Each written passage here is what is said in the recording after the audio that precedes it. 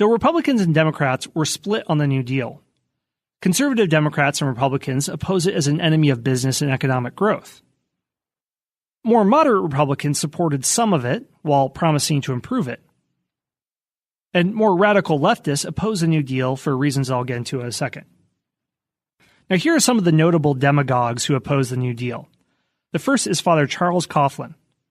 Despite the willingness of Americans to support the New Deal, unemployment persisted, and a small number of demagogues gained notable followings. Father Charles Coughlin was a radio priest from Royal Oak, Michigan. He began broadcasting in 1926. In January 1930, he began to deliver a more political message, attacking socialism and communism. He was one of the first political leaders to use radio to reach a mass audience, as more than 30 million tuned to his weekly broadcast during the 1930s. Historian Alan Brinkley said that by 1934, Coughlin was receiving more than 10,000 letters every day, and that his clerical staff at times numbered more than 100. Father Coughlin also published a weekly newspaper called Social Justice, with themes that echoed his radio broadcasts. Coughlin began as a supporter of the New Deal, but by 1934 he was a vocal critic. As Coughlin turned into a bitter opponent of the New Deal, his radio talks escalated into anger against Roosevelt, capitalists, and what he called Jewish conspirators.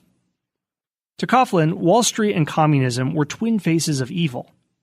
As fascism gained ground in Europe, Coughlin became a supporter. The Vatican finally forced him off the air in 1940. Another opponent of the New Deal was Huey Long, a Louisiana politician. Huey Long was a barnstorming governor of Louisiana who led his state during the Great Depression. He was very unconventional, but this is a time when millions of Americans were willing to entertain just about any idea to find relief. Case in point, millions of Louisianans supported Long's plan to seize the assets of the nation's wealthiest families and redistribute them to all Americans. And he said so many audacious things in his speeches that reporters couldn't help but report on his every speech and movement. Long's plan to redistribute the riches of the wealthy was an appealing proposition to millions of impoverished Americans. Many were jobless and on the verge of losing their homes. Their children were ill from malnourishment. They spent hours a day waiting in bread lines. But as they waited, they might have read an article in Life magazine that described William Randolph Hearst's 240,000-acre ranch and California mansion built in the style of a king's castle that had 56 bedrooms, 61 bathrooms, and 127 acres of gardens and a private zoo. Hey everyone, Scott here. We're going to take a very short break for a word from our sponsors.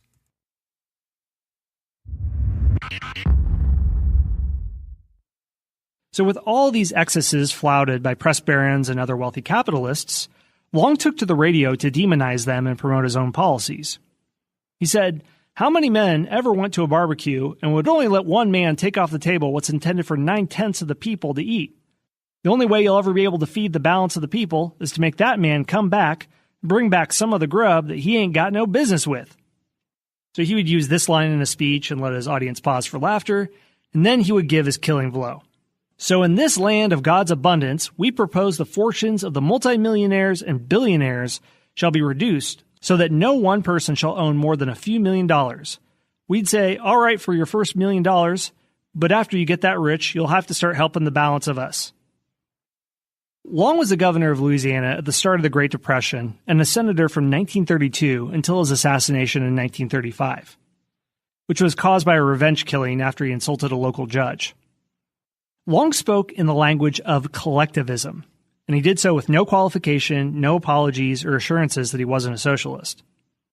At that time in American history, it wasn't anathema to spread such ideas in American political life, so the discourse was a lot different than it would be in the Cold War.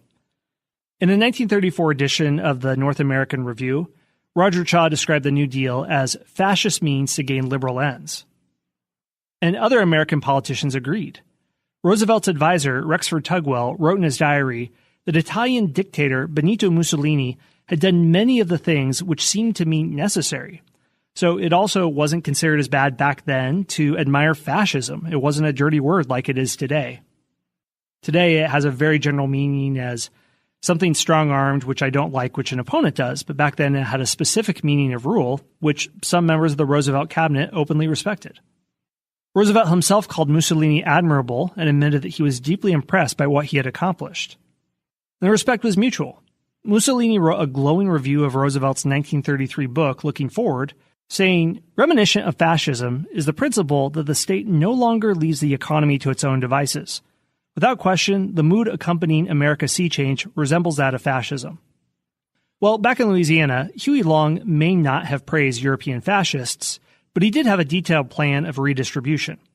In his mind, the billions confiscated could pay for basic subsistence for everyone in the United States. To illustrate these points, he spoke in terms that any farmer could understand.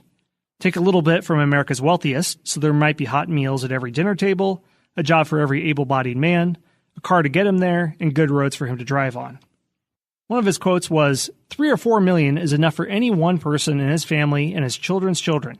Now, by limiting the size of the fortunes and incomes of the big men, we'll throw into the government treasury the money and property from which we will care for the millions of people who have nothing. And with this money, we will provide a home and the comforts of home with such common conveniences as radio and automobile for every family in America, free of debt. Well, Long had a very interesting erratic streak. Richard D. White writes in Kingfish, The Reign of Huey P. Long, that he bullied state lawmakers until they voted in line or were pushed out of office in sometimes rigged elections. He greeted official visitors to the governor's mansion in green silk pajamas. Long was so obsessed with the Louisiana State University football team that he practically coached from the sidelines and even threw tantrums on the field when they lost. He forced convicts from the state penitentiary to tear down the governor's antebellum mansion and build a replica of the White House in its place.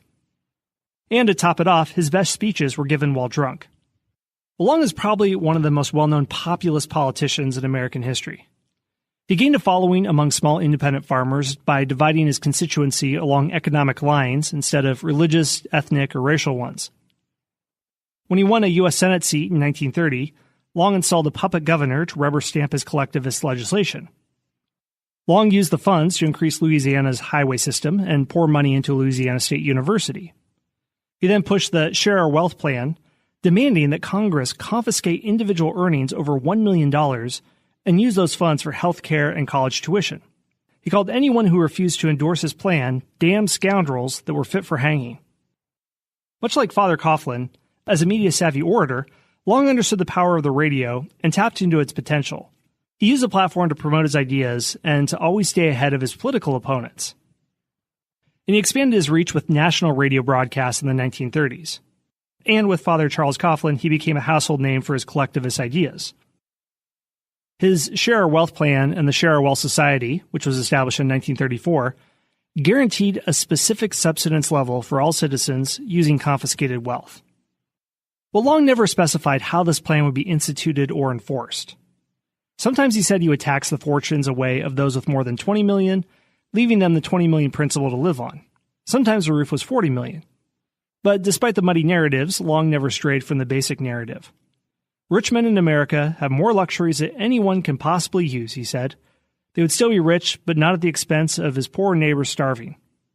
As a governor, Long used the slogan, "Every man a king, but no one wears the crown." So Long was a fierce critic of Roosevelt from his left and threatened to derail his re-election. He said that the first 100 days of New Deal legislation didn't go nearly far enough to solve the nation's economic problems. Roosevelt argued that to conserve, you must reform, and that he was creating social programs to help the poor while still preserving the basic liberties of America. Some historians believe Roosevelt was forced to sign the Social Security Act because of pressure on the left from Long. By the mid-1930s, Roosevelt considered Long to be the most dangerous man in America, because he thought that if Long ran for president, he could split the Democratic vote and hand Republicans victory. Towards the end of his life, Long built up a national following. His speeches of wealth redistribution were broadcasted around the United States. Share Our Wealth clubs boasted more than 7.5 million members and 27,000 chapters across the country. He was so beloved as a champion of ordinary folks, or at least considered that by some, that even after his death, Huey's brother, son, and other family members were elected to state and federal offices. One fellow senator complimented him as the smartest lunatic I ever saw in my whole life. Well, he also had a nasty streak which led to his death, and his populism could easily switch to bigotry. In 1935, he accused a local judge of having coffee blood, suggesting that he had black ancestry. The judge's son-in-law shot down Long in the halls of the state capitol for revenge. Long was only 42 years old at this time, and it's a lot to wonder what could have been, because at the time he was putting together plans to challenge Roosevelt's 1936 re-election bid to run as a third-party candidate. So those were criticisms of the New Deal from the left. Now let's look at criticisms of the New Deal from the right. Someone that exemplifies them well is Wendell Willkie. He was a business titan who ran for president in 1940 on the Republican ticket against Roosevelt during his third term. He was an entrepreneur and CEO who thought he could treat America as another successful business to run. Willkie rose to national prominence in the late 1930s through his fierce criticisms of Roosevelt's New Deal. He said that federal regulations were strangling industries, preventing businesses from creating the jobs that could end the Great Depression. And Republican power brokers in the Northeast thought they had a winning candidate in Willkie. He'd previously clashed with Roosevelt over the Tennessee Valley Authority and defended large corporations. Business executives and opinion makers in the East Coast loved him. Henry Luce, the publisher of Life, Fortune, and Time, used his magazine to turn Willkie into a celebrity. Willkie entered the presidential race, railing against what he called the failed policies of the New Deal, arguing that a decade of government stimulus had failed to budge unemployment below 15%. During his acceptance speech, he charged the New Dealers with putting hate in the hearts of disadvantaged Americans, making them resent businessmen for political purposes. To Willkie, Roosevelt and his ilk spoke the empty language of redistribution in order to get votes from easily manipulated voters. He said, "If you start like the New Deal with the idea that we shall never have many more automobiles or radios, that we cannot develop many new inventions of importance, that our standard of living must remain what it is, the rest of the argument is easy. Since a few people have more than they need, and millions have less than they need, it is necessary to redivide the wealth and turn it back from the few to the many. But this can only make the poor poorer and the rich less rich. It does not really distribute wealth, it distributes poverty." Well, Willkie's campaign derailed as 1940 dragged on and Hitler invaded the Low Countries, and as America looked like it was gearing up for war, voters wanted to stick with the politician that they knew. And Willkie even supported Roosevelt, or at least his policies, after his failed campaign. So those are some of the different opinions about the New Deal. Those against it from the left, those against it from the right, the many people who were part of the New Deal coalition who supported it. And sometimes the opposition wasn't just against the New Deal, it was the way that Roosevelt tried to defend it. One of the most notorious things of his presidency was his court-packing plan. In 1936, Roosevelt's New Deal was put to public opinion for the first time when he ran for re-election. Roosevelt crushed Republican candidate Alf Landon, winning nearly 61% of the popular vote and 523 electoral votes versus 8 for Landon. Roosevelt thought that this victory was a total approval of his New Deal programs, but he was frustrated that the Supreme Court had declared unconstitutional 2 of his key economic programs. First, the National Recovery Act, and second, the Agricultural Adjustment Act. On January 6, 1937, just 2 weeks before his first term was to expire, FDR delivered the annual State of the Union address before a joint session of Congress. In a speech, Roosevelt made several comments about the judiciary branch of government, or the Supreme Court. In the first comment, Roosevelt described the need for closer harmony between legislative and judicial action. In other words, he was expressing his view that by declaring key parts of the New Deal unconstitutional, the Supreme Court was out of harmony with the will of the people as expressed in Congress and in their recent re-election of him. Later in the speech, Roosevelt added, "The judicial branch also is asked by the people to do its part in making democracy successful. We do not ask the courts to call non-existent powers into being, but we have a right to expect that conceded powers or those legitimately implied shall be made effective instruments for the common good." On February 5, 1937, Roosevelt sent a message to Congress recommending the reorganization of the judiciary branch of the government. He recommended an increase in the number of judges, up to at least 15 members of the Supreme Court. This proposal would allow Roosevelt to nominate a new Supreme Court justice for every justice with 10 years of service, age 70 or over, who refused to retire, up to a total of 15 Supreme Court justices. So in other words, the proposal would increase the total number of justices from 9 to 15. Now, Congress did not allow this bill to be passed into law, but this is a really good example of one of the times in which Roosevelt tried to subvert the government process in order to consolidate the gains of the New Deal. So one last thing I'd like to end on is a plan by Wall Street millionaires to overthrow